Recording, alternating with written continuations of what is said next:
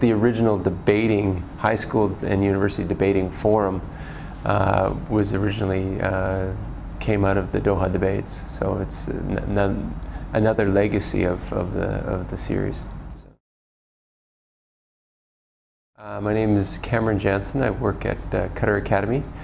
My current job is to work with Model United Nations programs. I've been doing that for full-time for about a year, but I've been a teacher at Qatar Academy now for 9 years. Originally from Canada. I came to Qatar with a new child, a very young child, and now I have 3, and they're starting to get old. And for them, Qatar is home, and for us, it has definitely become home for us as well. Doha Debates is one of those reasons where you feel like you're part of something larger and something that's transforming and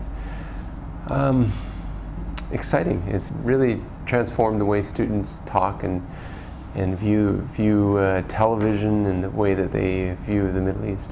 I've been attending from the very beginning. I actually met Ali when she first came here, so I was one of the first people to come. So originally started out as a series of specials. Our students serve as the usher or the background support staff for the debates, which is one of the things that the debates has always been about, is reaching out to a youth audience and young people. And when it first started out, you know, there weren't very many universities here, so there was a lot more high schools, and so our students from the very beginning have been involved in providing that usher support, and it gives them a very good sense of ownership and leadership and responsibility. And the Doha Debate staff have always been fantastic in dealing and working with students and their various interesting behaviors and learning how to be leaders and be responsible. And so the debates have never lost that vision of why they're here, which is to reach the young people of Qatar.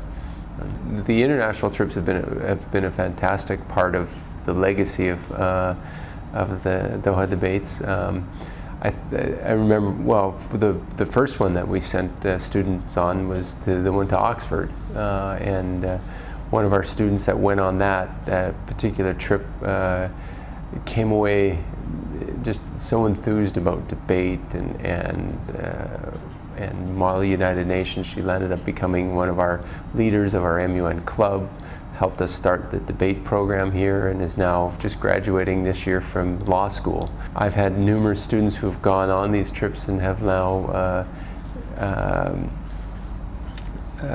it was a moment where the path of where they were going to, what they were going to do with their lives really sort of solidified for them. Our graduate speaker last night, Mohammed, he went to the Washington trip, and again, he's now studying politics in London, and wanting to take this debate and take these concepts and do something with them. So then, of course, the trip I attended, which was India, which was great. We had 2 of our students were involved in that, and what I found, what was fun about that trip was the interaction that we had with the local community, and our students were talking and debating, not just at the night of, but throughout the whole week we were there about various issues, and to see that dialogue and that sort of connection that they made with the local population. The way it's really impacted me, or the one thing I really appreciate about the Doha Debates, is the speakers that they bring in.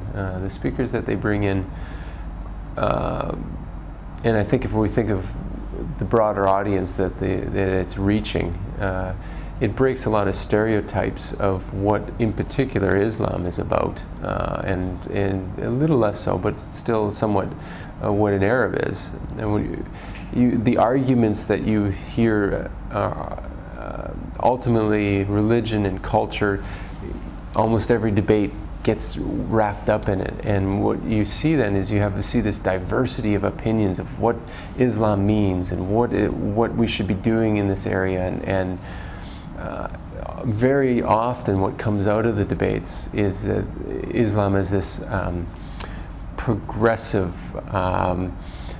energetic, not reactionary, but exciting, liberating religion. And oftentimes the typical thing you see on TV is completely the opposite of that.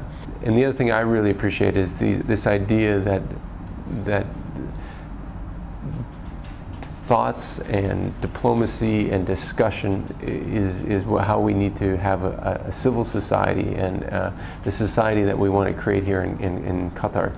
That it's going to be a society where people have a voice, are an articulated voice and an educated voice, and they use that voice responsibly, but are allowed to have that voice. And I think if that's the legacy of the Doha Debates, and they've played a part in that, it's quite a tremendous and powerful legacy.